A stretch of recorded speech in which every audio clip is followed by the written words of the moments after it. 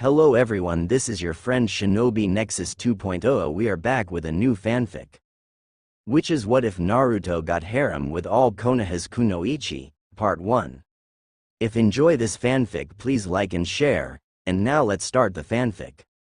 Naruto stood at the sink in the Hokage's private bathroom, staring as the blood on his hands colored the water.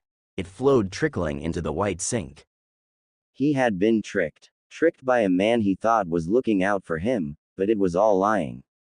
Mizuki just wanted to steal the forbidden scroll of sealing for some guy named Orochimaru, place the blame on him, and of course have the satisfaction of killing him. Oh, and according to the traitorous Chunin teacher, the one truth among all his lies was that the reason everyone hated him was because he himself was the nine-tailed fox that killed all those people on the night he was born. Iruka said it was not true, that the fox had only been sealed inside of him. But what difference did any of it make? The fox was still alive, and it was a part of him somehow. And everyone, all the adults anyway, knew about it and left him ignorant. Like it was a huge inside joke. Just a sick joke. Naruto just kept looking at his hands as he held them, not moving, under the cold water. They were starting to get numb. He was so engrossed that he didn't hear the door open or the sound of heels clicking on the tiled floor. You're not going to get any of it off just standing there, Naruto-kun. Slender, rich-colored hands, with well-kept manicured nails, took his under the running water. The boy jumped out his of skin and ripped violently away, quickly backing away until he slammed his back against the opposite wall. Next to the sink was the Hokage's assistant and secretary. She was stunningly beautiful with silvery white hair done in an attractively messy bun with some bangs framing her face, and wore a simple gray jacket, white button-up blouse with a black ribbon pinned across itself as a tie, and a pencil skirt matching the jacket with black heels. The woman had dark skin, much darker than Naruto had ever seen before. He had asked her why her skin was like that when he was much younger. He was too innocent to see that his question might be offensive. She simply smiled and told him she was just born outside of the village. The older, but still very young-looking, woman was always so kind to him, and always let him in the office whenever he wanted to see the old man or kept him company herself when the Hokage was too busy. The woman stared at the young boy. He had a look of pure terror, like she was going to try to kill him on the spot. Probably because that was the exact case just an hour ago, she reasoned thoughtfully. I need to show him that he is safe, or he may never trust anyone again. She slowly stepped toward him. Naruto-kun, you're all right. I'm not going to hurt you, she started. He didn't budge and kept staring at her in fear. It honestly broke her heart and hurt her that he would even think she was a threat. She had always tried to show she was at the very least his friend because the poor boy pretty much had none. It's me, Naruto-kun. You know me, Mabui Oba. You are safe now. He looked at her for a moment longer and slumped a little with his head down. But are you safe? He whispered, almost too low for her to catch it. She however did, and his ridiculous statement shocked her. Naruto. Why would you ever? She stopped mid-sentence, realizing what he meant. Right. All that happened, she thought sadly. She was in front of him and awkwardly kneeled down in her tight skirt, trying not to show him something that he most likely was not ready to see. She lifted his chin and looked straight into his blue eyes that were starting to pool with tears. Don't be silly, there is nothing dangerous in this room, not in my eyes. He was a little too old for her to be treating him like a fragile toddler. But she was a mother and she couldn't fight against her maternal instincts when a child needed her. Besides, this wasn't the first time. He wouldn't remember. But they were much closer than he realized. She saw him relax and weakly nod his head, obviously still too much in shock to give a proper thank you. She stood up and took his shoulder, guiding him back to the sink. Let's try this again, and this time with soap and hot water, young man. She playfully scolded, which thankfully earned a small smile from the blonde boy. You should take a shower also, and I'll go get you something to change into so you don't have to walk around covered in all that. His favorite orange and blue suit had a big spray of blood on the chest and arms. It looked like something from a slasher film and was most likely ruined. She went to work scrubbing the now dried blood off of his hands and face. When she was done, she patted his head, caressing the scars shaped like whiskers on his cheek. She learned rubbing them made him relax when he was younger. It was horrible how he got them. Are you going to be okay? Mabui asked. She was worried that he had yet to really process what happened earlier, so she still worried that he might break down again. He gave his best grin. Mabui could easily see through it as the mask he always put on, but she smiled back. His ability to put on a brave face was admirable, if a bit concerning that he was repressing his pain, but it relived her to see he was still himself. To her, Naruto Uzumaki was truly a remarkable boy, able to face the pain every day so bravely. She should tell her husband. He would no doubt be as proud as she is. The Hokage's secretary then left the restroom to get his new clothes. Since it was late and all the shops were closed, she would have to get something from the Anbu quartermaster office secretly tucked away in the basement. It was only there for the four-man squad that guarded the Hokage at all times. The real warehouse was in the Anbu headquarters, and that would take forever. But it will suffice, and Mabui already had in mind on what to get, but she would ask a friend who was more familiar with the quartermaster's stock. She'll have a lot of fun with this, and I'm sure she can convince Mazu to hand over the cool stuff, she thought with a satisfied nod. Elsewhere in the tower, the Hokage was in his office with Iruka, and both men were doing their best to calm their nerves. While Hiruzen was calming his nerves, Iruka was trying to keep the pain of his various wounds at bay. They did what most shinobi did in both situations. They drank. Both men were taking slow and steady gulps of sake in wooden masu boxes without the shot glasses. The smaller porcelain chokos were just not enough for a night like tonight. So, what now? Iruka finally asked his leader, looking into his drink before taking another gulp. He was more of a beer guy, but that would cut it this time. This whole thing was a complete mess, and he blamed himself. He should have known, or at least paid closer attention to Naruto. He had a lot of regrets about the boy. He didn't hate him, nor was he anxious around him anymore. But that came with its own problems. He knew how Naruto saw him, and he was aware of his own feelings, but he couldn't act on them. He was Naruto's teacher, not his father. He had to keep a professional distance. Sure, he blurred the lines a bit, like take him out to ramen, but that was paltry compared to what he could have done for the boy. What he should have done. Iruka knew there was more to it than just poor attention span. Naruto should have been diagnosed with a slew of disorders that would have given Iruka the necessary rights as a teacher to give the blonde more attention when he struggled with his studies. And Naruto for certain had a too much chakra, to the point that it could have qualified him for special circumstance and given him a handicap. Iruka had felt it many times. He wouldn't even be trying and would lose control of his chakra. From those times, and how he had chakra control issues for basic clones and illusions, the boy had to have immense reserves to the point of obscene. And that's not counting him being a Jinchuriki. Iruka knew he could have done better, done more. Naruto was not stupid like people thought. He just had a different way of thinking, like how Iruka was more comfortable with basics and test-proven theory are examples from history. But many times Iruka would find himself stunned when Naruto would let his mask slip and he saw the boy's insight and wisdom during their talks at the ramen stand. It was brief and hidden, but it was there if you paid attention. Iruka was pretty sure now that if Naruto had a chance, he does now that he is an official shinobi, that his unique perspective would turn the ninja world on its head. But right now, they had to make sure that this incident is covered up, or else Naruto may have to face serious opposition. The 80-year-old Hokage sighed after taking a gulp of his own sake. First, damage control. We need to make sure that this incident doesn't get out. If anti-demon supporters found out, they'll have a field day, so we'll need to keep the fact that Naruto failed his exam a secret, and that Mizuki did this all on his own and was executed when caught, he said resolutely. The teacher shook his head after taking another sip. That will be difficult, he said. When he failed, the whole class knew from the look on his face as he left my office and started making fun of him. He ran right out of the room after that. Iruka sighed.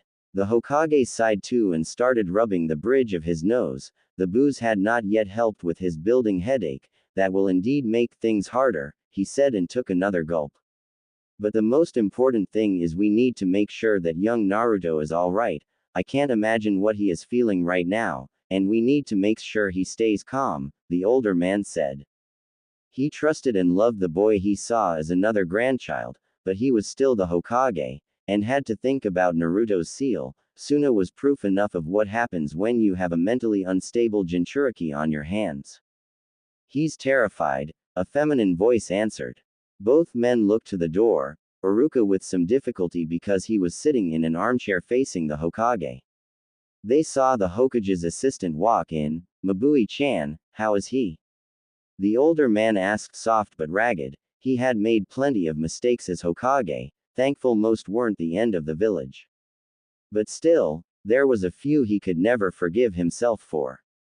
Mabui walked over to the liquor cabinet meant for visitors like dignitaries and took out a regular shot glass. She then filled it from the bottle sitting on the desk and one swift motion gulped down the burning liquid. She hissed as she swallowed. She really wasn't a drinker and only went out rarely with girlfriends, but seeing a child the same age as your daughter acting like his world was ending tended to grate on a mother's heart. Especially since she pretty much already cared for him like he was her own. She leaned on the desk, sitting against the edge, next to her boss and poured herself another shot. Like I said, he's scared shitless, she finally responded. Both men knew the woman wasn't much for cursing, and tended to be the prim and proper type, so they reasoned that what they were seeing was the former Kunoichi and not the dignified secretary to the Hokage. She gulped her drink and exhaled and then continued talking. It hurts seeing him like that. For a full minute he kept looking at me like I was going to pull out a kunai. He will need to be given some time before you decide anything else. He was always a strong boy, but he'll need therapy after this. She finished and took one last shot before putting her choco down, showing she was done with the sake, at least for now. Mabui looked at her boss. With your permission, Hokage-sama, I would like some funds to get Naruto-kun some new clothes. I am more than willing to pay out of pocket. But I feel, that this office owes him the best we can buy. She said. I'm way ahead of Mabui-chan. In fact, I authorize for you to see. Sandame trailed off, sensing a familiar presence outside the door.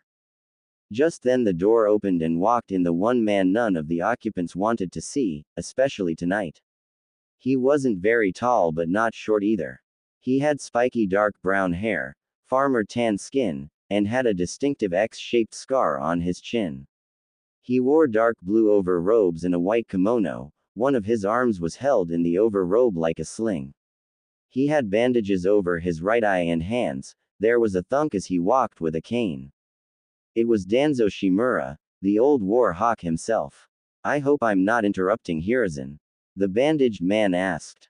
Hiruzen glared at his old rival. The man had a habit of being perfectly on time for things no one wanted him involved in, but Hiruzen knew how to play his advisor and old friend's game. Well, we were relaxing for a bit. I'm sure you've heard. It has been a trying night. The Hokage spoke as casually as possible, but inside he was completely on guard. Danzo, if you are going to try to use tonight to get your ugly mitts on that poor boy again. Hiruzen was tired of this back and forth, trying to keep his old colleague from turning Naruto into his own personal weapon.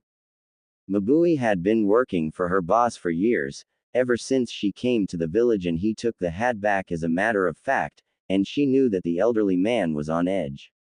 In those years she learned to be wary of the old war hawk. From what info she was privileged with as the Hokage's aide, she always was afraid that he might come for her daughter and make her into the very thing her old village wanted. But like it or not, she still had a job to do, so she placed a polite, and fake, secretary's smile on. Good evening, Shimura-sama, may I offer you a drink? She asked with practiced ease. Hiruzen had walked around his desk to sit in his chair, leaving poor Iruka to sit nervously next to Danzo. That would be lovely, my dear, thank you. I'll take a masu like these gentlemen. Hiruzen was stuffing his pipe, but dropped it on the floor, almost breaking it and spilling the still unpacked tobacco. He looked at his old rival shocked. Danzo, you don't drink. The elderly Hokage was ready to have a heart attack when he saw the man actually shrug in response. The scarred man plainly said, "There's a first time for everything and I'm not getting any younger." "Ah, thank you, Ms." He finished accepting the small box from the young woman as she poured him a drink into his waiting hands. "Ah, I apologize, Mrs. Hitaki, I misspoke." The grizzled man corrected but seemed to ponder something as he took his first sip. "Forgive me again, this is none of my business, but you are still married, are you not?" he asked, in a bizarrely gentle tone, at least for him. Mabui blushed a little at the embarrassing question. It wasn't that she didn't love her husband dearly, but they had been separated for 3 years now, and she had only seen him here and there and when he spent time with their daughter. She had told him that he could come home, but he had yet to. "You know I am still married. We are just working some things out."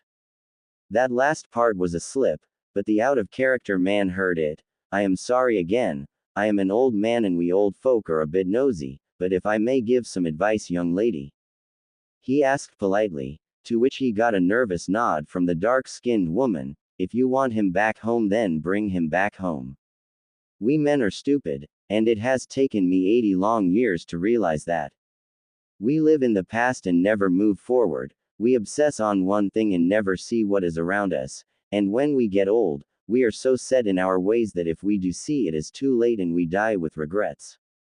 He looked at her and Mabui actually felt comforted by his gaze. "If you truly still love Kakashi, then you will save him from himself and drag his sorry back to his daughter, where he belongs and is needed." Danzo, the man who took in orphans to strip them of their emotions and make them killing machines, ended his passionate speech. Mabui was stunned, but she felt for the first time a little hope. She gave the old man a genuine smile and refilled his masu. She didn't know if she could trust the man or his words, but she couldn't deny his logic and it gave her a lot to think about. But she was certain that letting this go any longer would only hurt their family. She had to find her husband and talk to him. One thing was for sure, she had been so lonely, and missed being in his arms. Now Hiruzen was sure that his fellow elder was up to something. First, Danzo hadn't had a drink in years, and even then, it was just a small beer when they were much younger men. Second, as far as the Hokage had known him, he had never gotten emotional, ever, not even when the man's wife died in childbirth. And his son, well, that was something nobody talked about anyway. Iruka was also unsettled by the elder's behavior. He was not known for being courteous or polite, and actually spoke even to the daimyo like he had the right to give their country's ruler orders. "I hope Enko-chan takes her time with those favors I asked her, and keeps Naruto occupied. I don't know what will happen with this man, but Naruto should stay away for now," Iruka worried. Meanwhile, Naruto was taking his time and was just getting into the shower. He stood in the fairly spacious stall. It even had a bench for the old man. This wasn't the first time he used the Hokage's private bathroom. There was already a very nice soft white bathrobe ready for him when he was done. As he was getting in, something flashed into his eyes. The glint of metal gleaming in the fluorescent lights. It was the official Hittite he received from the Hokage. Naruto had to give Iruka-sensei his back because apparently all plates had a serial numbers on the back for identifying corpses, kinda like dog tags in civilian militaries. Begs the question why it was worn on the forehead when you could easily have your head taken in battle. Certainly not because of the small amount of armor it gives. Why the hell even wear them? It's literally telling other ninja where you're from. Like, hey, look at me.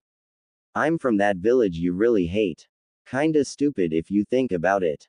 His academy sensei said that he graduated fair and square, and the old man agreed, saying that he will push the paperwork through for the enlistment process, both agreeing that learning the shadow clone jutsu was enough to pass. They said how proud of him they were, and he had earned his right to call himself a ninja through his bravery and service to the village, but Naruto had his doubts. He thought back to how he allegedly earned it. Flashback. Naruto stood stunned, staring at the smiling scarred man. He beaten Mizuki to a pulp with his new clone technique, but he was still alive, still breathing. Iruka had given the headband and Naruto was so overcome with joy he had glomped on the poor injured man and cried tears of happiness. Finally, he was a ninja. Or maybe that was because his favorite teacher didn't hate him for containing the fox, and actually cared about him and respected him. Maybe it was both, who is to say, but it was the best moment in his entire lonely life. And that was when they heard the broken and bruised human trash start chuckling. Ha ha ha, so what? The human punching bag said, through pain-clenched teeth. So what if one man cares about you? You're still a monster. No one else will ever accept you, he continued and coughed a little at the end, choking on his own blood. Shut it, Mizuki. You have already lost. There is no point in your posturing, Iruka said, firm but tired. His wounds started to get to him. Where the hell are those Anbu? I'm a dead man, Iruka. They're going to execute me for sure, so I might as well get the last laugh, the former teacher's assistant said. The battered traitor was able to sit up, grunting with great agony, but he was able to look at the blonde-haired boy in the blue eye. Do you really think you can be Hokage? Alright, so you're a ninja now. Big whoop, I've been a ninja for years and I never made it past Chunin. I didn't even get to be a full sensei, just a shitty assistant. What makes you think you, an unwanted orphan, can ever be respected enough to become Hokage? Naruto was getting angry now, not knowing that was what the treasonous Chunin wanted. That's not true.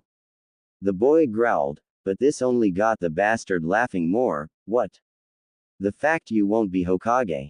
Or the fact your parents didn't love you and gladly gave you up as a human sacrifice? At this the boy faltered. He had always wondered why he didn't have parents. He was only told they were dead, but he never knew if they wanted him, if they loved him. Mizuki continued to chuckle even more, seeing that his words were hitting home. Besides Iruka, who else cares about you?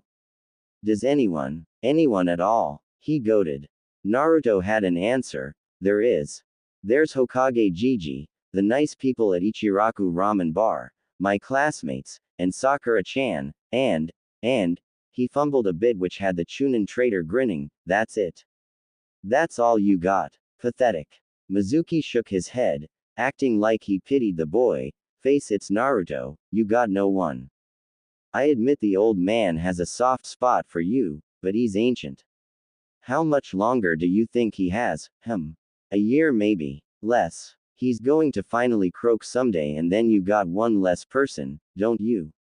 And no more protection either. If the villagers don't run you out, they will certainly kill you.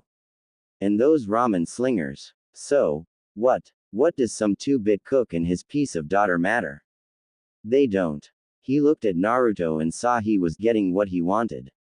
Naruto was shaking. Angry, hurt, sad, and very confused.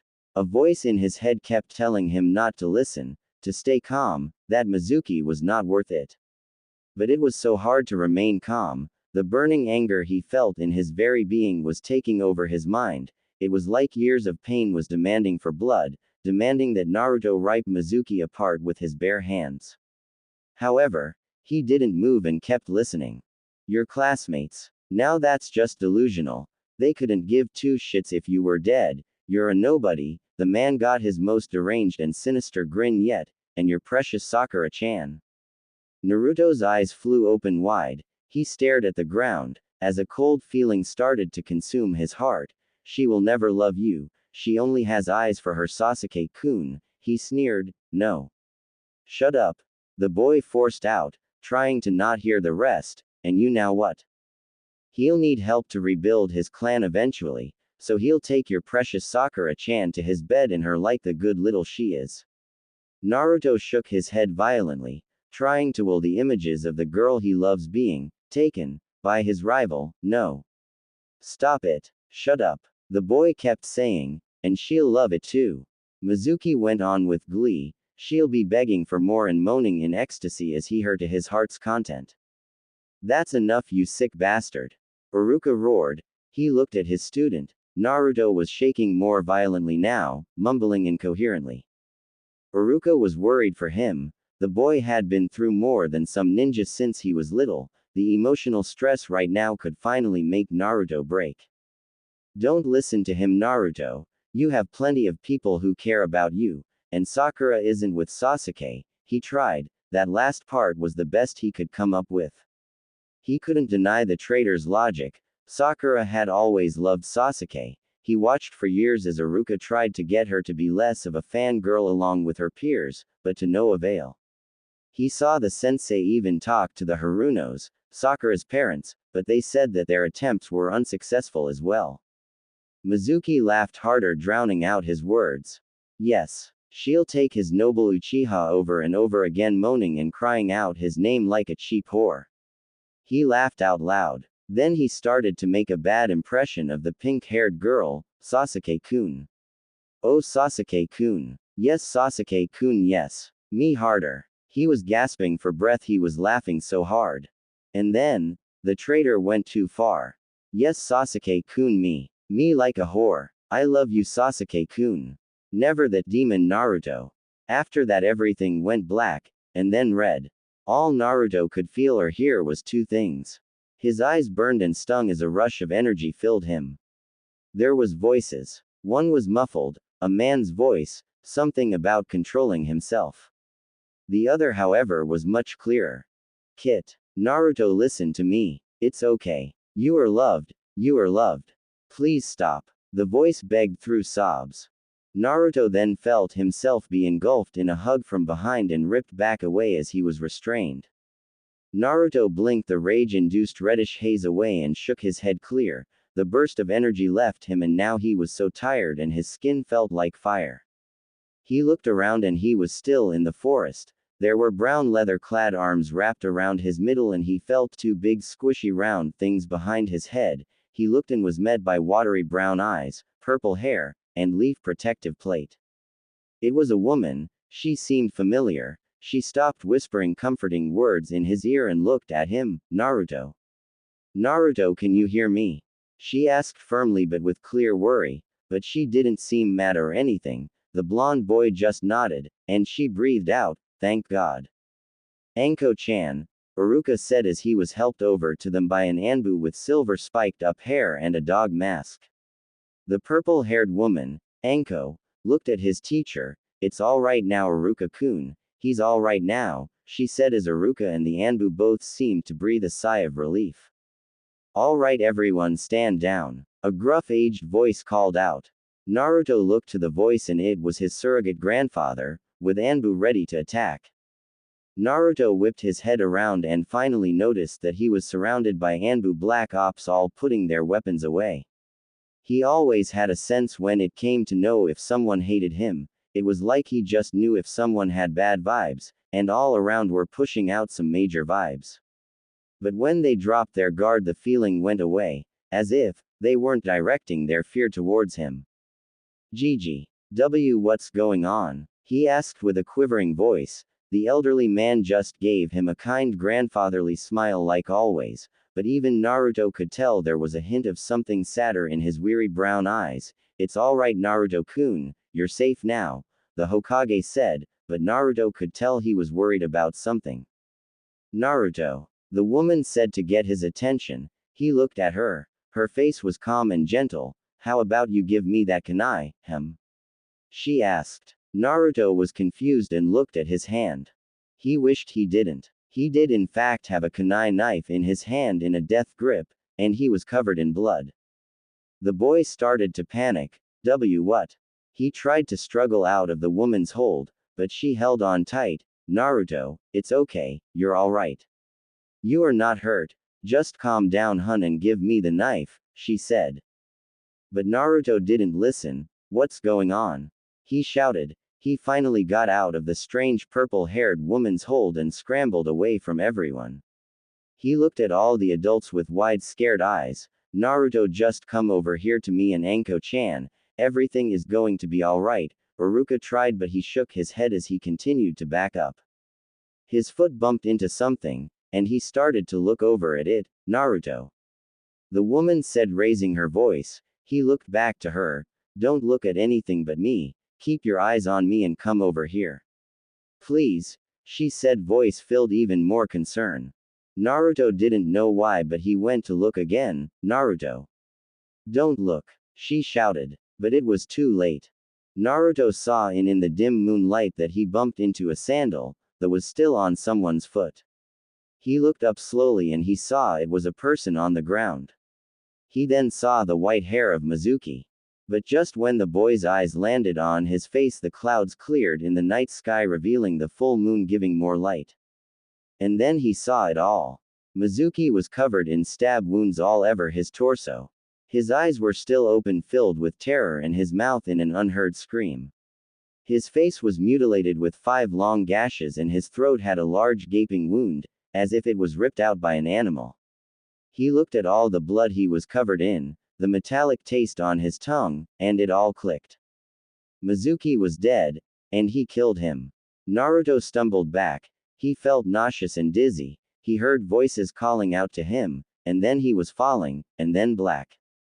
Naruto spun around and dropped to his knees before the white porcelain bowl and heaved. He threw up and didn't seem like he was going to stop. Oh God, what have I done? He was able to cry in between hurls and then repeated. Mizuki was a traitor, scum of the earth, but Naruto was the one who had to deal with consequences now that he was dead. He had made his first kill. He had been blooded. The door opened with a slam and swiftly someone kneeled next to him by the toilet and rubbed his robbed back. Shish, it's okay. Just let it out, she said. It was not Mabui Oba, but the voice was still familiar. He seemed to calm down. Just breath, hun. Breath slowly, the woman said as Naruto sobbed a little. Now that he had purged all he could, she got up and flushed the toilet and then went to the sink. Naruto sat on the floor staring the white marble tile. A pair of feet came into view. They had the standard issue ninja sandals on. Hey, the woman said, and Naruto looked up. Before him was a woman about early 20s. She had shin armor that went up to her knees, an orange-brown mini skirt wrapped around and held with a buckle, and a belt with 2 bands on one side over a pair of fishnet armor shorts. Naruto had the decency to blush when he noticed that she was only wearing mesh armor. While not see-through, it was still really sheer and tight. It didn't leave much to the imagination, especially since you could see the full curvature of her ample D-cup. To top it all, she wore a brown leather trench coat. But when Naruto saw her face though, specifically her hair, that was when he recognized the woman. She had a smirking face. She actually was very pretty in a tomboy kind of way. She had purple shaggy hair held up in a fanned-out ponytail. It was the woman from earlier. Here, rinse your mouth out, she said, handing him a paper cup of water. She then got a very pretty smile, and afterwards you may go back to ogling my tits, she said, batting her eyes. Naruto really turned red. I wasn't. I'm not a pervert. He sputtered, protesting, and then angrily rinsed out his mouth and spat in the toilet before standing up to face the woman. I'm not saying you are. As long as you don't say something or try to play grab, then I have no problem with it. Everyone looks. It's only natural, especially at your age. If anyone says they are uncomfortable or having a private moment, that is when you are supposed to stop, she said with all honesty. Naruto looked at her tentatively. Then, why do the girls in my class always beat me up when they think I'm being a pervert? He asked, curious. His face never understood that. He would say Sakura looked pretty on any given day, but she would always call him a pervert and punch him. The woman sighed. There's a lot of reasons. Dumb parents, growing up civilian, etc. Really, it just boils down to society. Those girls are just following the crowd, being fed a bunch of conformist bullshit about what is proper. If we lived in another village, those girls would be getting a major wake-up call with real seduction training and not tea ceremonies and flower arrangements. Trust me, it's not pretty. They have no idea how privileged they are to live in Konoha. Most Kunoichi get treated like street-walking whores and never get the chance to be more. To be real warriors. She then smiled at him. But there is nothing wrong with a healthy, as long as you don't force anyone into doing things they don't want or like, or don't place your personal tastes above others and say they are wrong for liking it the way they like it. Then you will be fine, hun, and can look at all the tits you want. Hell, legally you're an adult now. I could you and take your virginity right here right now if the mood struck me, she said, finishing with a cheesy grin. Naruto's eyebrows rose to his hairline. Really? He asked innocently, with not so innocent thoughts racing through his mind. She gave him a smile that made his heart flutter. Why? You wanna? She asked, getting close to him with a seductive smile. Naruto gulped and weighed his options. The part that was a hormonal 13-year-old boy won out. Yes, he answered. Her smile got devilish. Well then, can't say you aren't bad looking. I could look into those blues for hours, she said, taking his face in her calloused, yet still soft, warm hands with slender fingers. She got really close, as if to kiss him. Naruto closed his eyes, the lids fluttering shut. But then she just kissed his nose and backed away, chuckling. Sorry, but I already got a boyfriend, so no nookie from me, cutie. She then laughed even harder at his reaction. It was that face Ibiki would make when Anko was able to get a lie past the master interrogator. Naruto couldn't believe it. Was he just pranked? Him, Naruto Uzumaki, the Hidden Leaf's prince of pranks, had been hoisted by his own petard. This was unacceptable. By the way, my name is Anko Mitarashi, not Mitarashi-san or any of that shit. And no Anko-chan, because only my lover can call me that. So, you can just call me Anko, for now, she said, but he still was pouting. Anko rolled her eyes. Men were such sulking babies.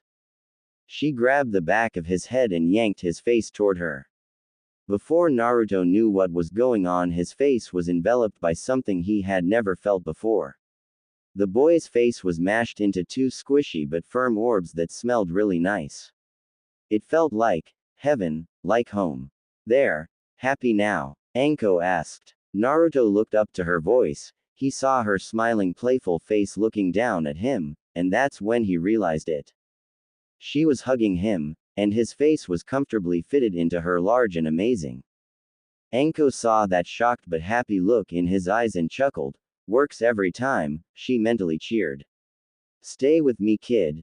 Don't go passing out on me now, and if you get blood on me, I'll never do this for you again, she said, and got a muffled, yes ma'am, from the blonde boy.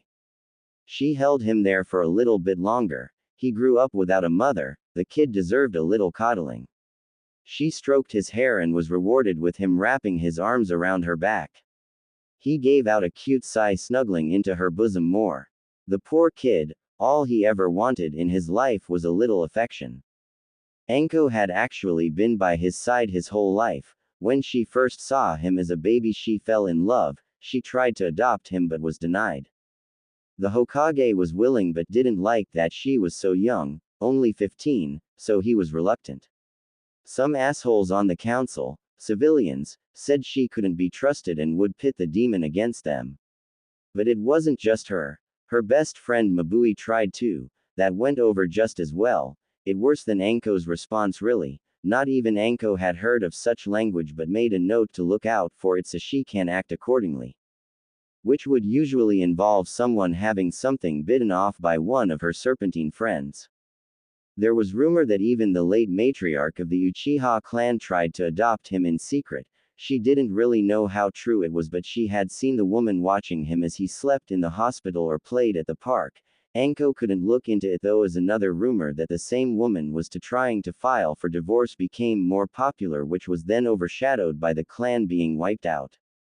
Either way, as far as Anko knew, somebody always came up with an excuse as to why whoever asked could not adopt Naruto Uzumaki. Eventually a decree was made that Naruto could not be adopted because he was a Jinchuriki and thus belonged to the village. The Sandaime assured Anko that everything would be alright. They couldn't claim he was not human, so he still had rights. He was placed in the orphanage where they would take care of him. Still, Anko would not be deterred.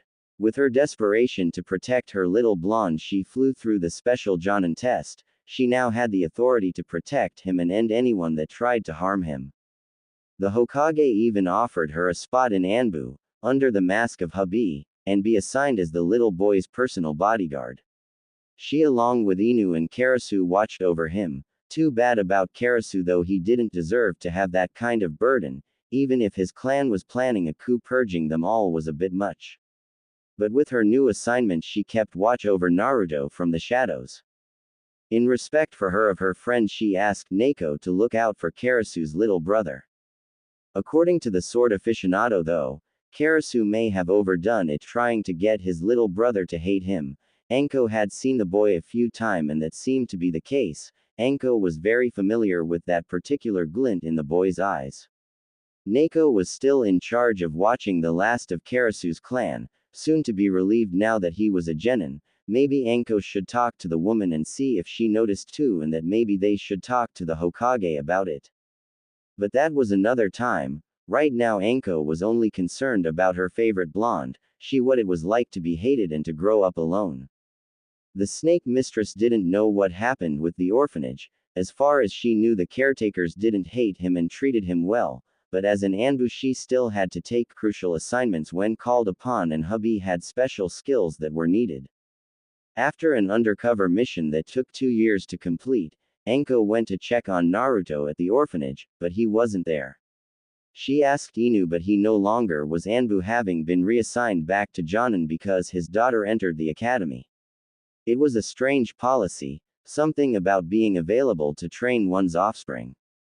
When Anko realized Naruto wasn't where he was supposed to be, she went into a panic and searched the whole village in a frenzy. She would sometimes overhear bigots whispering jokes about having a fox hunt, and the woman feared the worst. Finally she had found him sleeping inside a dumpster. When Anko looked him over to her horror, Naruto was on the verge of death.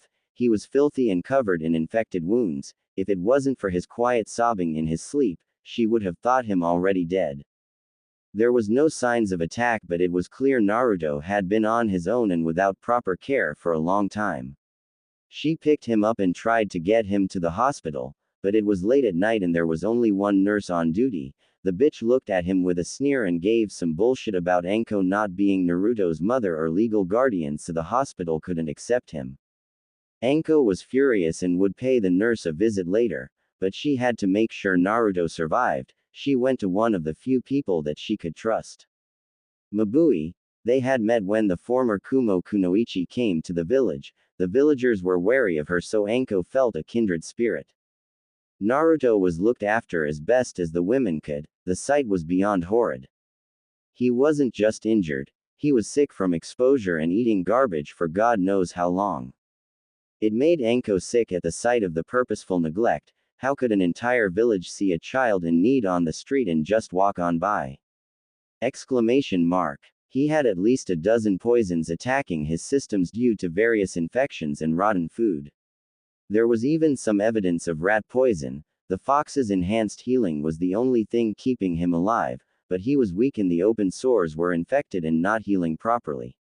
Not to mention he was malnourished, making him smaller than an 8-year-old should be. Mabui then remembered someone who could help. Mabui took over a woman's job as the Hokage's secretary so she could be a stay-at-home mom. Her name was Kabuki, or something. The woman was also part of the emergency civilian nurses corps back in the Third War. The blonde woman apparently didn't hate the boy. She wasn't exactly at ease around him, but at least knew better from her time in the war, although even she was appalled by the sight and her feelings changed quickly. The three women worked tirelessly for days trying to bring poor little Naruto back from the brink and eventually got him stable enough so he could heal. Naruto stayed with Mabui and Kakashi for 2 months as he recovered. Kakashi was beside himself. She understood he felt guilty and responsible, but Anko felt there was a deeper reason. She never found out what it was though. Their efforts were found out eventually though. The elders got word and ordered that he be placed in a special secure location, aka a cage underground where he would be tormented and never be treated like a human being again. The Sandaime emancipated Naruto on the spot, so that no one could touch him, and furnished him an apartment that was out of the way in the warehouse district. Thankfully, Naruto got better, and the Hokage was able to invoke the future Shinobi Act for him. If any orphan or civilian child wished to be a ninja, they would be given a scholarship as long as any veteran ninja was willing to be a sponsor, so that the school could have someone act in place of a parent if needed regarding anything that involved the school, such as pay for books and other needs. So of course Anko took up the sponsorship. This also meant she got copies of Naruto's report cards. However, every time she got one, she wanted to go down to the academy and give them a piece of her mind, but she refrained and kept her distance. She didn't want her own bad representative to make Naruto's worse. She did find other ways, of course, as some unfortunate souls learned. Anko and Mabui, as well as the Ichirakus, helped Naruto as best and quietly as they could over the years. For instance, it was hard to get him to eat right. Ayame tried to get him to eat more veggies. But he had a phobia of what was in his food and didn't trust anything from the grocers, only eating at the ramen bar or pre-packaged and sealed meals. Ayame had the bright idea of hiding extra vegetables by adding raw juice to the menu and getting him to love the stuff. She also laced his food with herbal compounds and other supplements and vitamins. At least then he would get what he needed. Still though, those 2 years of neglect took its toll. They all hoped he would get some much-needed height during puberty, if not sooner. But it wasn't all bad. Thanks to Anko sponsoring Naruto, that was how she met her Iruka-kun. She secretly got into his face one day, thinking he was like the other teachers sabotaging Naruto. The man had to have known Naruto needed extra help but did nothing. To her shock, he stood up to her, not something many men had the balls to do, which had totaled up none before the Chunin teacher came along. He admitted he wasn't sure about the boy at first, but he would not shirk his responsibilities. They would have more run-ins later. Iruka suggested getting Naruto tested, but nothing came of it. Anko was afraid that if word got out that the Jinchuriki was unstable or defective, then someone could use the information against Naruto. Anko watched as Iruka became close to the Naruto. One time Iruka even saved Naruto from foreign shinobi, having been tricked by classmates to go into a hostile zone hoping he would die. Anko was impressed and decided to give the Chunin teacher a special reward. That night Anko found out that Iruka Yumino was, well, he was her type and more, let's just say. They were officially dating by the next morning, and because she told him they were and he was no position to argue, they have been together since. Eventually Anko had to leave Anbu because she didn't want to leave Naruto again. But for now, he was doing fine, well, about as fine as one could be when you are the village black sheep. So, for the last 2 years she had been working with the T&I department, which was great. It was like she had found her calling. But still, she wished she could do something that let her be more involved in her little blonde's life. As far as Naruto knew, this was the first time they had ever met. Anko started thinking, now that Naruto was a ninja, he would be going out there into the world to fight for his village. Was he ready? She believed in him, but still she would feel better if she had a guarantee that he was safe. But how? Kakashi had already called dibs on him, but he has never passed a team yet, and they will make it so he has to train the Uchiha above all else. Hatake was the only one in the village who could. According to Iruka-kun, it was most likely Naruto, and this Sasuke kid would be on the same team anyway. Anko's lover admitted that he was not hopeful if this happened. The two boys were constantly at odds, and Iruka felt that would be detrimental, if not to team cohesion then certainly to both boys' self-esteem and personal growth. Anko would agree. Many ninja believed that rivalry made ninja stronger. Anko did not. She hated the concept that beating the crap out of a comrade made you stronger. It just felt all too familiar. There had to be a way. She thought for a few moments as she held the Uzumaki, until she got an idea. It was going to step on a few toes, and there was no guarantee she could pull it off, but she had pulled more impossible miracles out of her. No, really. She had pulled a miracle out of her once thanks to a special device that doubled as a grenade. She mentally chuckled. Don't worry, Naruto-chan, I'll make sure you are the best ninja this damn village has ever seen, and their worst nightmare. I promise, when I'm done, they'll be begging for you to take the hat. She vowed. Anko had left after Naruto's little freakout was over. She left so he can have some privacy and finally take his shower. And no, he didn't take care of any needs. As attractive as Anko was, and how amazing it was to get to second base after a hug like that, he was more grateful for the attention than needy. When he got out of the shower, he remembered that he was still waiting for his new clothes, so he read one of the magazines. It was a restroom for an old man after all. It would be another 20 minutes later that Anko would come back alongside the returning Mabui, who finally had some clothes for him. The two women seemed to know each other and were talking away about something, some kind of plan that involved the graduates. He didn't know, as he only caught the tail end, but what happened next would forever be the most embarrassing and, well, confusingly arousing conversation of his life. Yup. The two very attractive women told him he was now an adult, so he needed to know some things, very important things, and gave him the dreaded talk. Naruto learned where babies came from. And the fact two mature and smoking hot women were telling him made it all the more uncomfortable. While Mabui used diagrams and explained more mechanically, Anko was like a crazy over-ant that had admittedly good advice, if a bit pornographic. Still, Anko was adamant about drilling things like consent and safe. Poor Naruto popped a boner and couldn't seem to keep it in his robe. Thankfully both women didn't tease him, saying it was natural. He learned something strange though, apparently his member was not supposed to look like that naturally. According to his impromptu tutors, he was something called circumcised. It was a procedure done to babies sometimes. Mabui said a lot of parents thought it was cleaner and healthier, but Anko said it was not popular in this region, so who in the hell did this to him? He was an orphan. Who went and made that kind executive decision? The ordeal was now thankfully over, and the older women left with Anko making a joke of blowing a kiss and telling him to call her. He knew what she meant. He watched TV. Now he had privacy and could change into the clothes the Hokage's assistant had gotten him. To his surprise, there was a pair of orange boxers with steaming bowls of ramen. A note was pinned to them. It read, "A good ninja must remain hidden." It was signed by Mabui Oba with a heart. He got the meaning. There was nothing wrong with wearing his favorite color, he just had to wear it in a different way. He slipped on the new clean underwear and continued. He first put on the mesh armor shirt, a common item for ninja, both shinobi and kunoichi alike, that came in many styles but often resembled regular clothing. This one was a tight long-sleeved t-shirt with a crew neck. The mesh was made up of wire, almost like the kind used in combat, woven in a tight fishnet pattern with a layer of fabric between the wearer and the armor to keep from chafing. This was perfect given that all warriors, ninja or otherwise, used a blade of some kind. The metal wires were almost impervious to slashes and cuts.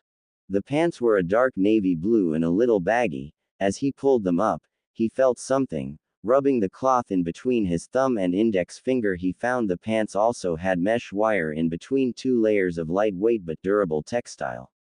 Useful, he thought, quickly putting them on. I loved that it had lots of pockets. Now it was time for footwear. A pair of black leather steel-toe boots, something Naruto never had before. Ninja always wore a special kind of sandal that looked like sneakers with the toes cut off. Not practical, and the excuse was tradition, but in actuality it was because sandals used less materials, so they were cheaper to make. Naruto actually hated wearing sandals. 2 years of his childhood was spent homeless after he had to leave the orphanage. It was either stay or watch, as his presence kept supporters and potential adopters away. After all the kindness he was shown by the caretakers and all those kids that would no longer have home if the orphanage failed, the choice was clear to Naruto. But in that time, he learned what it meant to be without, and there were sandals plenty in every trash can. Naruto always wore a pair of standard sandals he got from the Hokage once a year, but the thing about sandals was, they aren't much use in the rain or snow. He always thought ninja who wore them in the winter were insane. It was a miracle that his feet never turned black and fell off. He always hated the cold since and made sure to stay warm even though the land of fire was a bit of a southern climate. The boots were an unexpected treat. He never could afford any before. He quickly put on the cozy socks and slipped his feet in. The young orphaned Uzumaki had tears building up in his eyes. He had never had anything so comfy, or warm, in his life. Mabui Oba was always so nice to him, but this was something he would forever be grateful to her for. Naruto started to lace them up and decided to tuck his pant legs in, no point in tripping over his own trousers. The last was a new jacket. It was almost identical to his old one, but it was black leather instead of the orange canvas material. It had the same blue shoulders and cream padded collar like his old one. When he put it on, it too was quite snug like his shirt, but not as much, giving plenty of movement. Normally he liked baggy clothing because A, he didn't want his movements restricted, and B, because he was still growing and didn't get a lot of chances to buy new things. Naruto thought about it and Anko flashed into his mind. Was it her? Did she help get me all this stuff? But why?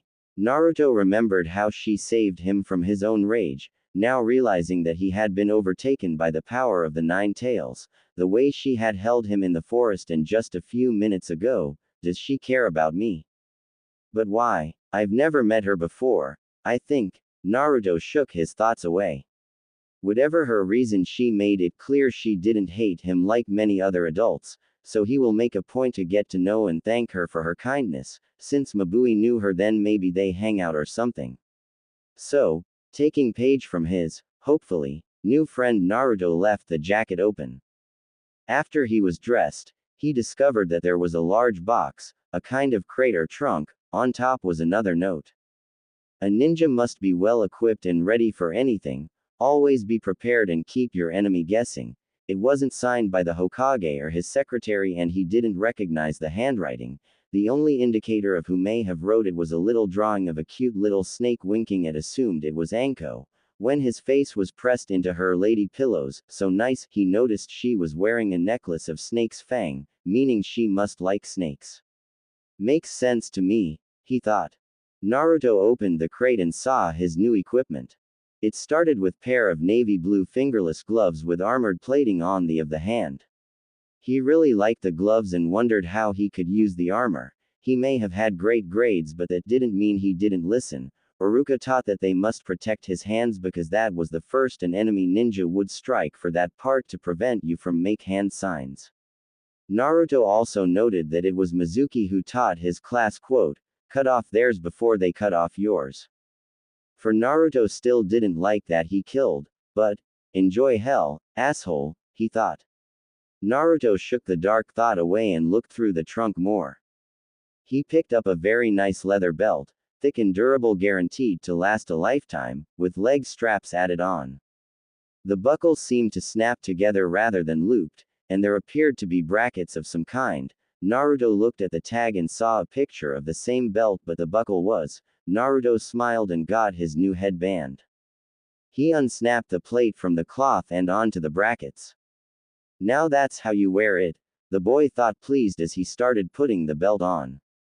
He was not completely sure about the leg parts because the upper strap was looped around his upper thigh, right next his crotch and right under each butt cheek, with the lower loop just above his knees. But once he put it on, the young blonde found it to be not as bad as he thought, a bit unnecessarily flattering, but not uncomfortable.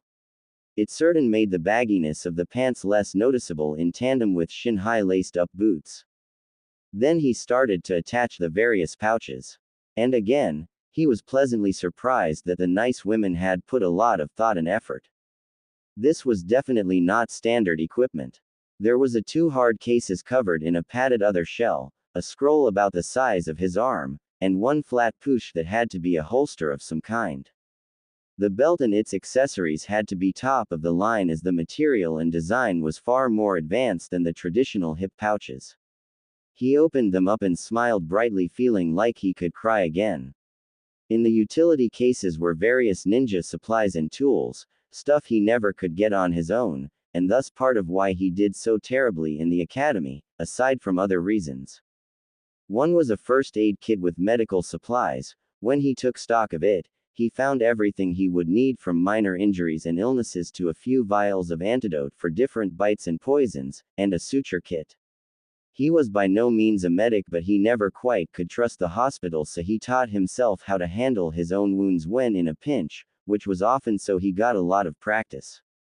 He attached that one to his left hip, and despite its cubical shape, it didn't bulge out awkwardly. The other case was a surplus of brand new kunai and shuriken and of much better quality than what he had.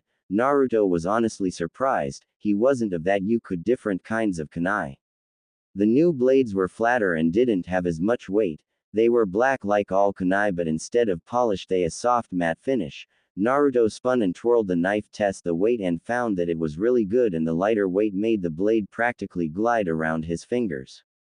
There was other things like shuriken. He would have to get used to those or else he might cut himself. They were also flat, seeming like they were stamped out of solid steel and sharpened to razor's edge. Standard shuriken were thinner and with only the point being sharp. This was so a ninja could hold more than one in a hand. There was a few spools of ninja wire and a thick stack of paper bombs, two items Naruto was familiar with. They were a prankster best tools after all. The whiskered Mark boy had never been able to get new tools and equipment because the local Ninja Mart, a popular chain store that spanned all nations and served ninja with all kinds of needs, even with its fixed cooperate prices, was much too expensive, plus the civilian employees were never keen on him being there. It got worse when he tried to buy from a private seller. Konoha, like any other, had few select merchants that were allowed travel privileges. They traveled all over, so they got many unique ninja items that weren't normally found locally. Unfortunately, they were also all civilian. They wouldn't even let him near their stalls, and shoo him away. So, with no desire to make himself a bigger target of hatred and force the issue, Naruto had come to sneak into the training grounds and collect anything he could find. Some things were in fairly good shape and only needed a good sharpening. It appalled him how wasteful ninja could be. But that was like one or two tools Naruto could find. The rest he had to reforge himself. The basement furnace of the abandoned apartment building he lived in could be used as a rudimentary forge. It made his apartment too hot though. Naruto placed the case on his right hip opposite of his first aid kit. He looked to the smaller flat case, and upon inspection it did appear to be a holster of a kind, as it was open at the top. He placed 5 kunai in one slot and 10 shuriken in the other, along with a few slips of the explosives and a length of wire wrapped around 2 specially designed hooks. Looking at his new setup, he reasoned it was supposed to go on the extra straps around his legs. At the bottom of the crate was 2 black boxes, one bigger and one smaller. He picked the smaller up and opened it. Inside was some kind of device. It had a more traditional kunai attached to a cable. Inside the lid was a small diagram with instructions. Hidden kunai mechanism, the whiskered blonde read out loud. From what he could gather, it was to be worn up his sleeve, and where with a flick of his wrist the knife would shoot out and into his hand. Naruto took his right arm out the sleeve of his new jacket. Once in place, he tested it out. Sure enough, with a flick of his wrist the blade shot into his hand. He fumbled a little but got it pretty quickly after few more tries. Now this is really cool, he thought. The young genin had read that there was always new tools being made. He was an avid reader of the ever-popular magazine Ninja and Tools. It had articles on latest ninja gear and weapons. Maybe I can make something, Naruto idly thought, and why not? He may have not been the brightest, but he was handy. Naruto took out the longer box. It was a bit heavier than the other one, and the cardboard was dusty and old-looking. It must have been in storage for a long time, he thought. This one had a full letter, and this one he recognized as the Sandame's handwriting. This is a very special blade. They were only made once at the start of the Third War by our village. This was the last ever made. I found it one day and had been saving it just for you. I know you will make good use of it. It conducts chakra and creates a longer blade made of pure chakra, but be careful using it. Your unsteady control is a result of having such high reserves, and there is no telling what you can produce. I would advise testing it in a proper training ground first. If you need help, don't hesitate to ask. I may know just the man who can help. Naruto frowned. He wasn't mad at his Gigi, rather, a little irritated remembering the academy. He knew perfectly well that his poor control was caused by having obscene reserves, but did anyone care? Nope. Naruto shook his head and opened the box. Inside was a sheathed dagger. Even after so many years in storage, it looked brand new. The leather sheath was still supple. Naruto pulled out the blade and marveled at it. her could tell it was finely made. The sharp double edge shined in the fluorescent light, the hilt had the sigil of the leaf, and the grip felt just right. Naruto attached the blade to his right leg. He was right-handed but could use his left hand defensively quite well, and this way he can hold his dagger and with one hand throw his kunai and shuriken with the other. Now for that scroll, he thought. It was pretty big, it was the length of his forearm and only just a bit thicker. There was 2 clip hooks on either side of the dowel so it had to go on his lower back.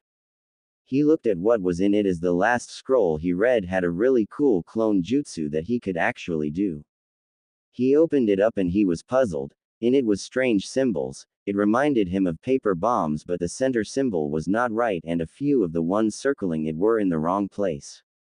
The truth was Naruto couldn't read or write very well. In the orphanage he was taught basic kanji, but having to leave his first home and no teacher in the early years of the academy was willing to help, he never learned properly. By the time he had gotten to Iruka class for his final training he didn't bother, mostly because if the rest of the kids found he would be taunted more than ever, so Naruto did his best to make do but it was still a crippling condition sometimes. As for this kind of weird calligraphy he thinks Naruto thinks seen it a few times, he didn't know what it meant, but for some reason it felt like he understood it even he couldn't read it. There was one last sticky note now with handwriting he did not recognize, that said, to activate seal add chakra, there was no moniker. He just shrugged and did what it said. It took him a bit because his control was shit and had trouble keeping a little bit of chakra in his finger. It would either fizzle out or flare to the point he was afraid of burning the scroll. Finally, he got the right amount and there was a puff of smoke. It nearly gave him heart attack and he squealed like a baby pig. When the smoke cleared the seal was gone, in its place was a backpack. When Naruto looked inside it was backed with camping gear and the like, it was practically a full survival kit. It had a fair amount of rope, a hatchet, a multi-tool, a bed-roll and sleeping bag, and various odds and ends that could fit in the mid-sized, rugged pack. He would still need to pack food and clothes, but it had plenty of room for all that, and was nonetheless a very much appreciated. There was also a book and a scroll that said beginner fuinjutsu. Inside the book was blank white paper and came with a calligraphy brush and ink stone with a solid bar of ink. He opened the jutsu scroll. After reading the introduction as best he could he was delighted realizing it was a school of jutsu that sounded really cool. Fuinjutsu could be used for seals of all kinds of things. And it was discipline that required huge amounts of chakra like his own. And there were plenty of pictures of examples that he could just copy so poor reading skills would be problem. It was perfect for him. He placed the pack back into the seal and with another puff it disappeared. So cool. Naruto looked at himself all dressed and geared up and he liked it. He liked it a lot. Again, it was a lot snugger than he normally wore his clothes, but he had to admit it was nice seeing his hard work on display. The new fit was nice actually, like it was all made just for him, but still will take some getting used to as he unconsciously tugged at the crew neck of his armored shirt. At least the pants and jacket weren't restricting his movements, however with his jacket open you can see his abs. Well okay, he was a prepubescent boy so he didn't have a six-pack but it was defiantly toned.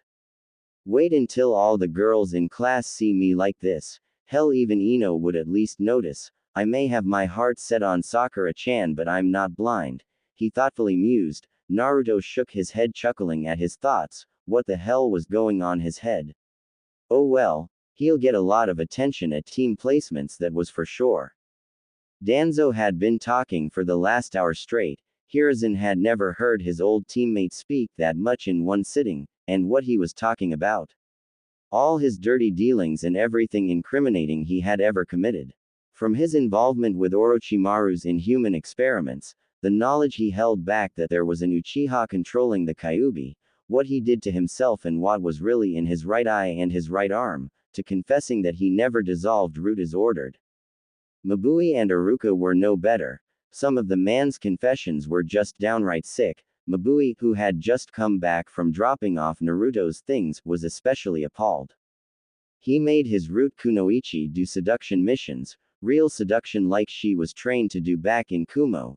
even though such orders had been forbidden in Konoha for over 3 decades now. The Leaf just didn't want their Kunoichi to have such a reputation. It ended up being smart because they got a lot of requests for body doubles for princesses, debutante nobles, daughters of wealthy merchants, and etc. It had become a very lucrative niche. Anko was sitting as calmly as she could, restraining from feeding the old buzzard to one of her snake friends. Danzo had mentioned what he would have done if Naruto was left in his custody. It all hit a little too close to home. Most of her memories under Orochimaru were gone, but somehow, she still remembered how he pushed her to nearly breaking. It was like a feeling more than memory, but she knew somehow it was true. The Hokage cleared his throat, getting everyone's attention. Mabui, Uruka, Anko, would you three please step outside? I wish to speak to Elder Danzo. Alone. His tone was calm but deadly, that brokered no room for argument. Not that the two Jonin and the Chunin teacher would, they didn't want to stay and get caught in the crossfire, although Anko may just send a really big snake if she felt her Hokage needed backup. So, they quietly but quickly made for the exit, each giving a bow as they left. Uruka and Anko went to get coffee from the Jonin lounge downstairs while Mabui decided to call her daughter and make sure she was okay. The door shut, and then all hell broke loose. The room was filled with an aura of killing intent, so intense it could make the Kyuubi choke under its spiritual pressure, and it all came crashing down on the War Hawk in an instant. Hiruzen Sarutobi had only been this furious once. It was the time when Anko told him how she had found a battered and deathly sick little Naruto. He was so mad at his village he almost went on a rampage that would have made his volatile Kunoichi student proud. To hell with his position. It took his aide and all 4 of his personal guard 2 hours to calm him down, but eventually they did, not before creating Training Ground 23. A barren, desolate waste of land with nothing but giant sharp rocks.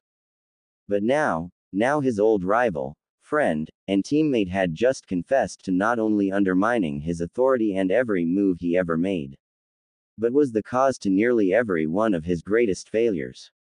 For years he blamed himself for the actions of his treasonous student, and here was Danzo Shimura revealing that he was the one behind it all. Danzo just stared at his old rival in utter shame. He needed to confess. He couldn't move on with his life carrying these sins in his heart. Hiruzen, my old friend, please, calm down. He tried to say, struggling to speak. Calm down. Calm down. What the Danzo? What? How am I to? Grr. What the hell is the meaning of this? The Sandame was going ape shit, no pun intended. How was he supposed to receive this information? Was the old War Hawk lying? Is this a ploy for another one of his schemes? The Hokage just looked at the man across from him with the hard glare of a leader to one of the most powerful military powers in the world, a position not given lightly. Only to a ninja hardened by years of battle can achieve it. Danzo was sweating and starting to breath heavier. If he was in better health, he could handle this kind of aura easily, but not in his condition. Hiruzen, I'm begging you, please calm down. I can't take much more of this, he ragged. He then coughed, getting blood on his white handkerchief. The Hokage eyes widened and reined in the hostile aura, and Danzo started hacking and coughing up a storm now that he was free. Never had the man been unable to handle the pressure-killing intent. Hiruzen looked closer, and to his shock Danzo looked like he was about to keel over. Hiruzen immediately got up and went to his old friend's side. He took the sake bottle and refilled his masu. Here Danzo, drink this, he said as he handed the bandaged man the square wooden cup. Probably not the best idea, but the alcohol would at least calm down his nerves. Danzo took the drink carefully with shaking hands. Thank you, my friend, he said gratefully and took a few good gulps. Danzo, are you alright? The third asked, concerned. Danzo just chuckled mirthlessly. That is a loaded question, but as for this moment I am fine, Hiruzen. The Hokage looked at the man he had known since they were boys. Never in his life, even when Danzo was crippled in the Second War, had Hiruzen ever seen his longtime comrade look so frail. He was pale and for the first time looked his age, older even. The leader of the leaf made his way back to his chair and picked his pipe up. He started getting it ready again, all the while waiting for his old friend's explanation. Danzo watched the Hokage and saw the look of expectance in the man's eyes as he smoked his pipe. He waited until the Hokage had gotten settled. This will be fun, the old war hawk thought and looked at his comrade straight in the eyes. I'm dying, Hiruzen, was all he said. The Hokage looked at Danzo for a moment, processing what was just said. When it hit the leader of the Hidden Leaf Village, he was stunned, then he started to chuckle, his amusement grew and so did his laughter.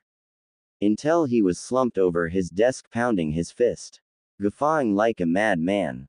The old war hawk was not as amused, however. So you think my impending death is funny? Danzo growled out, clearly trying not to raise his voice lest he give the man more reason to mock him. He has made some grievances against his old friend, sure, but he didn't think it constituted his demise being something to laugh at. Hiruzen kept laughing and Danzo finally had enough. Knock it off. You perverted old monkey baka. He roared. Hiruzen Sarutobi didn't know why he found the fact one of his oldest friends dying was funny. Maybe it was just the timing of it all. Nonetheless, he tried to control his humor. He calmed down and wiped a tear from his eye. Calm down, grumpy old buzzard Tem. Now that Hiruzen had control, he smiled at his friend, enjoying the old nicknames. I'm sorry, my friend, but you have to see it from my view. Is that what this is about? Some attempt at saving your soul by confessing your sins? The old Hokage asked, although he was still chuckling at the thought, knowing Danzo was not like that. Danzo blinked a little, thinking about it. That was not his intention. He just wanted to make amends before he died, if not for himself then maybe for the few people who still called him friend after all these years. He didn't really care about things like religion, he thought more on it, and indeed the whole thing was a bit absurd. The elder started chuckling with his Hokage and before either knew it they were both laughing anew. It had been a long time since they could laugh together like this, far too long. Danzo was the first to calm down. Yes, I suppose it does seem like that, doesn't it? He said. His smile then became melancholier, but it's still true. I don't have much longer for this world, he said, looking down. There was so much he had to make up for. The Hokage looked at his friend with care. Even after all Danzo had done, he couldn't really hate him, and it saddened him to see his once confident rival turn into a dying old man. Hiruzen thought back on when he taught young Naruto about forgiveness. Danzo is right, I am much too merciful, the Hokage thought. How much longer? The Sandaime finally asked. The elder merely shrugged and reached for the bottle to refill his wooden cup. Not long. A year, my medics tell me, maybe less, he said, pouring himself a new drink. He was taking a gulp when his compatriot asked, how? A simple question, that had a complicated answer, but one he was prepared for. Danzo put his masu on the desk and stood up. He then proceeded to take off his bandages, the sealing arm braces, and the upper portion of his robes, revealing all that he had done to himself. Hiruzen looked on in horror at what Danzo had become. He wasn't lying, he really did it, he thought in heartache. Danzo, what have you done to yourself? He couldn't help but ask, and the warmonger chuckled. I already told you, I have funded and overseen many things that I thought would benefit the leaf, regardless of whether it was ethical or not. But really, as I have come to realize, it was all from my own hubris. I just could not let go of the fact that Tobirama-sensei made you Hokage and not me. For that I am truly sorry, my friend. But my arrogance has become my downfall in the end. My body is too old and can no longer sustain the modifications I have made to it. The irony made me realize that even if I wasn't dying, I still have simply grown too old to be what this village needs. And all my ideals will go unfilled and die with me, Danzo said, a few tears escaping. He had truly wasted his life. The Hokage felt for his friend. I may not completely understand what you are going through, but please believe me when I say I empathize with that statement. I was supposed to retire long ago, as you already know, he said. I suppose we both are just getting too old then. Danzo agreed as he redressed himself. Hiruzen nodded, feeling the same. That is why Hashirama-sensei spoke of the will of fire. I taught my son it's like shogi, the future is the king and we must protect the king, we must keep the fire burning. If we are to fight, we must do it for something more than just attaining more to power to keep fighting. And to his satisfaction Danzo nodded. I agree, I see that now, he said. Danzo, you really are trying to change, the Hokage thought. Once done, Danzo remained standing looking into his friend's eyes, but that is not why I am here, Hokage-sama, he spoke professionally. The man behind the desk looked at him for a moment and then sighed. So, you are here because of Naruto, he simply said. Yes, but do not worry my friend, I am not here to try and take him. You were right, he deserved a chance as the Yondaime wished, Danzo admitted. The Hokage snorted unamused. A chance, yes, but chances were fleeting and didn't always mean a person had the opportunity to use them. Then what is it? Hiruzen asked. Genuinely curious, there was no reason for Danzo to involve himself if he did not have an agenda. This new Danzo will have to take some getting used to. The former Anbu commander and elder to the leaf held his stare into old friend's eyes. I know what has happened tonight, I know what the young Uzumaki has gone through.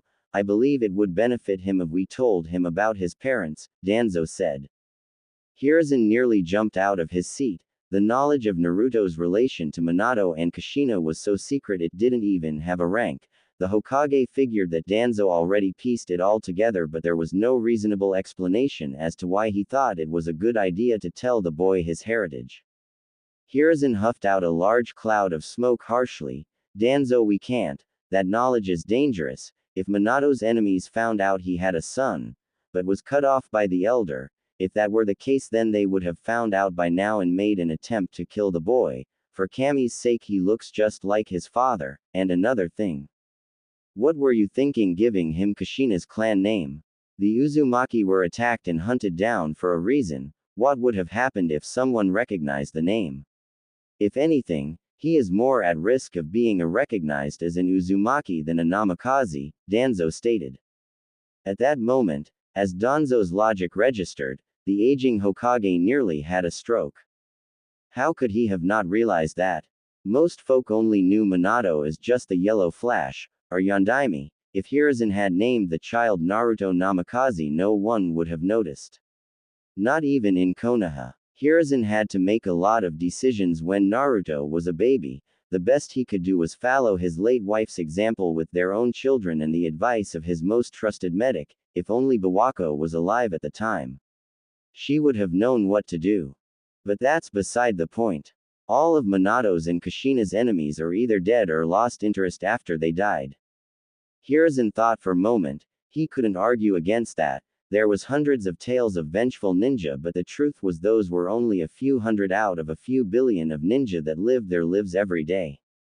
People just loved a good story more. Violence and drama unfortunately made excellent stories. However, there was two that he could think of who still definitely held a grudge even now. I assure you Danzo, Onoki and A would love to get their hands on the son of the Yellow Flash and the Red Death. Onoki will want some kind of petty revenge for the bruises to his ego he still carries. And A will want to take him for whatever power he thinks he can gain from Naruto. If not that, then certainly to take the fox. Danzo shook his head. He may be trying to turn over a new leaf in the face of his imminent end, but he still mostly kept the same beliefs. The one belief was that a ninja were often too cautious and emotional. They would miss opportunities or allow situations to escalate needlessly. Hiruzen was more of a student to Hashirama than Tobirama.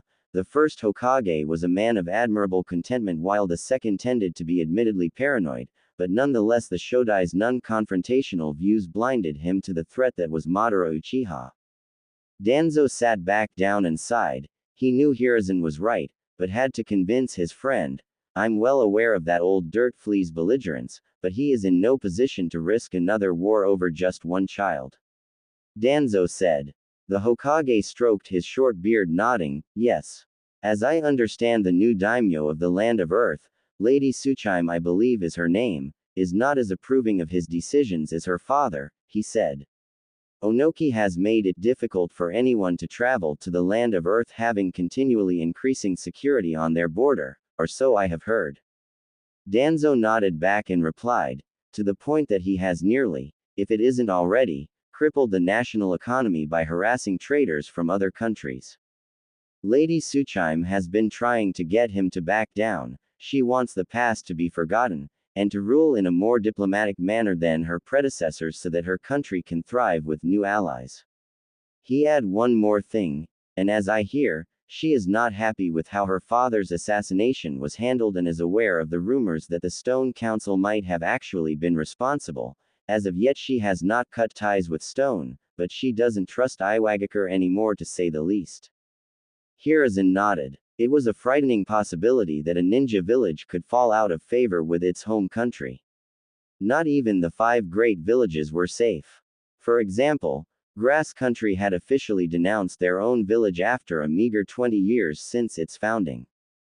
Kusagakure had been only an attempt to make a name for the land of grass and was completely under the daimyo's control with only a Jonin as the figurehead.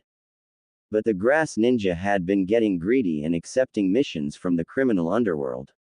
The grass daimyo couldn't allow his country's reputation to be tarnished, and so he cut all ties with the hidden grass village, making them enemy hostiles in their own country. And now they were nothing short of brigands accepting work worthy of a cutthroat mercenary or yakuza. The only thing that kept them in somewhat legitimate standing was the infamous blood prison. That was why every Hokage since Tobirama had the Clan Lord Council, the elected civilians that represented the general population, the Anbu and Jonin commanders, the department heads, and finally those who had been given the official title of elder by the sitting cage. All were to act as advisors for the Hokage and help him make decisions. But in recent years the civilians had been getting too much power. Now that 5 clan seats were empty, the Hokage had more or less become their whipping boy. Hopefully with Danzo now more amicable he can get little more of his power back. You are thinking about the council, aren't you? Danzo said. Hiruzen looked up and chuckled. Am I that obvious? He said, and Danzo smiled back. You always let off the smallest amount killing intent when you do, especially when you think about the civilians. I assure you, my friend, with the short time I have left I will endeavor to rectify this. Hiruzen shook his head in amusement. We're getting off topic. While I concede on your point for Iwa, what about Kumo?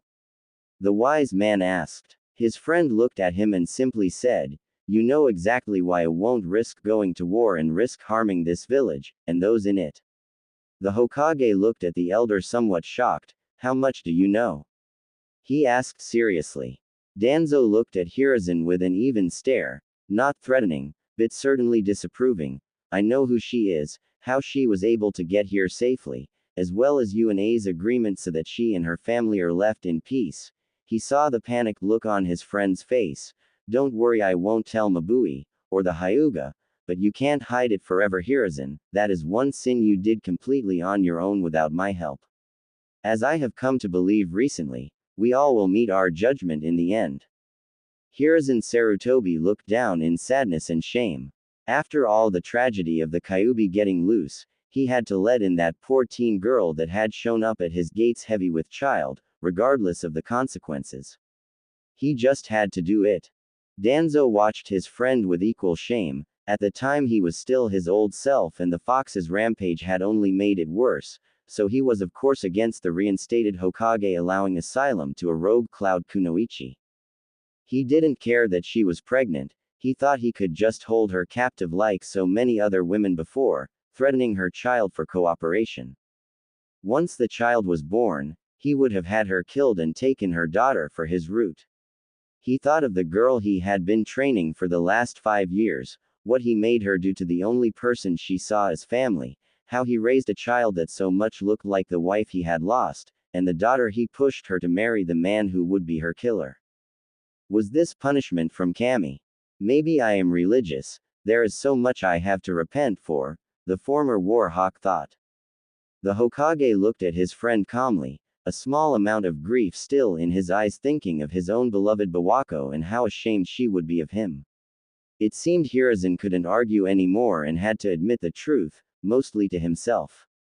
I've wanted to tell Naruto, really I have, for so long. But I just couldn't do it.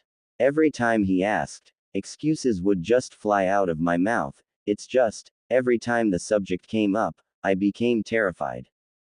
You know how Naruto is, if he found out he would just brag for attention, and if the villagers heard that the demon was claiming to be the son of their hero, that would only make his situation worse. Not to mention, as I said before, you never know who's listening, Hiruzen said. But really, what I feared the most is that if he knew who his father was, with how this village treats him, it would only breed resentment. To the people here, and me. The Hokage sighed as the truth finally came out. Yeah, I was scared he would hate me. When did you plan to tell him exactly? About everything, Danzo asked in curiosity. The boy's parent was a bit tricky, he had to agree, but he never understood why Naruto was never told of his burden. Pretty much all Jinchuriki knew from the beginning of what they are and the responsibility they had. It just didn't make sense to give someone a paper bomb and not tell them what it was and why they had it. Now was it. I had planned to tell him when he was more grown up, like 18, or if he had gone up in the ranks well enough and made Jonin or maybe Chunin, the Hokage replied. The old war hawk looked at his equally old friend. Danzo had a particular face on, the kind of face that said, "You are a dumbass." Hiruzen sulked a little under his gaze and asked, "What?" In response. "What he says," Danzo said, rolling his visible eye and looked at his old friend in disappointment. "Hiruzen, I'm trying to change here and give your way of thinking a shot before I die, but that right there has to be the most stupid thing I have ever heard from your mouth to date. You can't be serious. Even I understand the amount of damage waiting that long could do to the young man emotionally. He really should have been told about his burden the day he started the academy. You can't really think you can go that long and not tell him he basically has a ticking time bomb tattooed to his stomach. We both inspected that seal with Jiraiya and we all know it is meant to help him absorb the fox's chakra better than Lady Mito or Kushina ever did. What would happen if he had finally tapped into it without knowing? Oh wait, he already did just few hours ago and killed a man. Mizuki was no loss, but we got lucky that he was able to calm down. We both know what happens when a Jinchuriki is not in control. That berserk human sandstorm Rasa made himself is a good example, and don't give me that shit you were trying to protect him. The only person you were protecting was yourself. I mean, the boy adores you. If you had just explained to him about his parents and the Kyuubi, I believe he would not only keep his mouth shut but benefit from the knowledge. And that is why I am here tonight. I have a plan that could not only spare Naruto any more grief but give him the needed drive to be the Hokage his father was. No, even more. Danzo ended his rant. He had to catch his breath as his illness showing again. Hiruzen looked at his old friend like the man had just pissed on his desk. "Geez, Danzo, tell me how you really feel," he finally said, pouting like a child. "Well, Minato was a fine candidate for successor. I'll admit I was wrong about your former student, but you should have found a replacement a long time ago. Look at you, you're as much on death's door as I am, you shriveled up old monkey." Danzo jabbed one last time, which earned an angry tick mark and twitchy eyebrow from said monkey. "Thank you," Hiruzen said dryly, and Danzo smirked in victory. Hiruzen sighed and thought about what his friend said. There was no doubt, the man was right. The thing was, he was always right. He may suggest things that were not the Sarutobi's style, but that didn't mean his opinions and insights were wrong. That's why Hiruzen never locked the man up for ordering Itachi to purge his own clan behind his back. "Fine. You want me to say I up? Well, I up. Okay. If you really think that you have a better idea, then let's do it." Hiruzen gave in. It felt a little too easily, but Danzo for the first time in his life showed a great amount of trust and honesty, so the Hokage owed his old comrade the benefit of the doubt at the very least. Danzo curtly nodded, satisfied, who knew that being a nice guy got you what you wanted. "Good, but I think we are missing a few people." He got up and walked to the door and opened it quickly. A body fell on the ground. Gah. The purple-haired woman yelped, landing flat on her face. It was Anko, who had been trying to listen through the door. Ow, she grumbled, rubbing her nose. Sweetheart, are you all right? An overly worried Iruka asked his girlfriend as he helped her up. She's fine. If it wasn't her face, it would have been her. The Hokage's secretary chuckled, earning a glare from her best friend. Anko looked to her boyfriend with a loving, pretty smile. I'm fine, honey, she said, giving him a short kiss, making the man blush. Anko then returned her glare to Mabui. No thanks to some people.